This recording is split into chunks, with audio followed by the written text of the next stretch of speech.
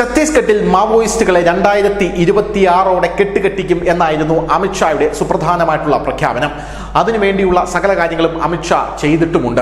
എന്നാൽ 2 ദിവസം മുമ്പ് നമ്മൾ കേട്ട വാർത്തയാണ് ഛത്തീസ്ഗഡിലെ മാവോയിസ്റ്റ് തന്ത്രപ്രധാന മേഖലയായിട്ടുള്ള ബീജാപൂരിൽ IED ആക്രമണത്തിൽ അവിടെ 8 പട്ടാളക്കാർ, ഇന്ത്യയുടെ 8 പട്ടാളക്കാർ വീരമൃത്യു വരിച്ചു എന്ന് പറഞ്ഞ വാർത്ത നമ്മൾ കണ്ടതാണ്.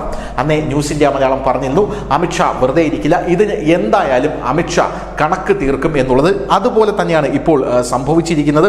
ഇപ്പോൾ അവിടെ പ്രധാനപ്പെട്ട, അതായത് സുപ്രധാനമായിട്ടുള്ള 3 നക്സലുകളെയാണ് വധിച്ചിരിക്കുന്നത്. ഛത്തീസ്ഗഡിലെ സുക്മ സേനയിലാണ് ഇത് നടന്നിരിക്കുന്നത്. സുക്മ ജില്ലയിലാണ് സുരക്ഷാ സേനയുമായിട്ടുള്ള ഏറ്റുമുട്ടലിലാണ് ഈ 3 നക്സലുകൾ കൊല്ലപ്പെട്ടിരിക്കുന്നത്.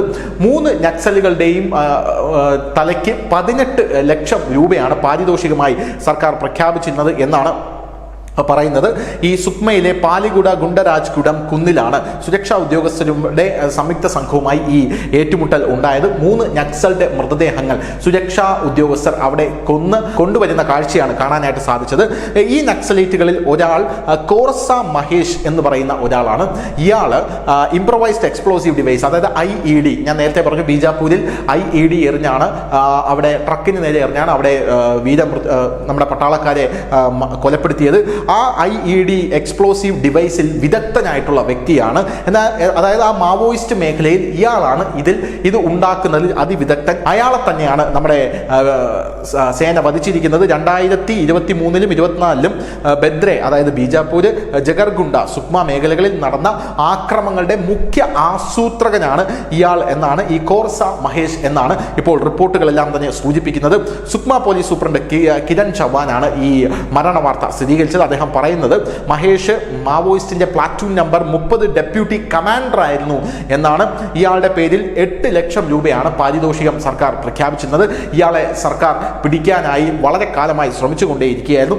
മറ്റ് 2 നക്സലൈറ്റുകൾ മാധവി നവീൻ, ആവളം ഭീമ എന്നിവരാണ്. ഇവർ മേഖലാ കമ്മിറ്റി അംഗങ്ങളാണ്.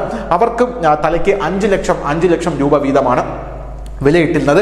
ഏറ്റുമുട്ടൽ നടന്ന സ്ഥലത്തു നിന്ന് 2 ബാരൽ ഗ്രനേഡ് ലോഞ്ചർ, 12 ബോറിന്റെ ഒരു റൈഫിൾ, 3 ടിഫിൻ ബോംബുകൾ, 5 BGL ഷെല്ലുകൾ, സ്ഫോടക വസ്തുക്കൾ, മാവോയിസ്റ്റുകളുമായി ബന്ധപ്പെട്ട മറ്റ് ലഘുലേഖകളെല്ലാം കണ്ടെടുത്തു എന്നും റിപ്പോർട്ടുകളുണ്ട്. IED നിർമ്മിക്കുന്നതിലും അത് ഇൻസ്റ്റാൾ ചെയ്യുന്നതിലും അത് നമ്മുടെ സേനയ്ക്ക് നേരെ പ്രയോഗിക്കുന്നതിലും അതിവിദഗ്ധനാണ് ഈ കോർസ മഹേഷ് എന്നാണ് ഇപ്പോൾ നമ്മുടെ സേന പറയുന്നത്. ഇയാളെ വധിച്ചിരിക്കുകയാണ്. ഇനി ബീജാപൂരിൽ ഒരു തലവൻ കൂടെയുണ്ട്. ആ തലവൻ കൂടെ പിടിച്ചു കഴിഞ്ഞാൽ അവിടെ ഏകദേശം മാവോയിസ്റ്റുകളുടെ ശല്യം അടങ്ങും എന്നാണ് നമ്മുടെ സർക്കാർ വിചാരിക്കുന്നത്. 2026 മാവോയിസ്റ്റുകളെ പൂർണ്ണമായും തൂത്തെറിയാനാണ് അമിത്ഷായുടെ plan. News desk, news India Malayalam.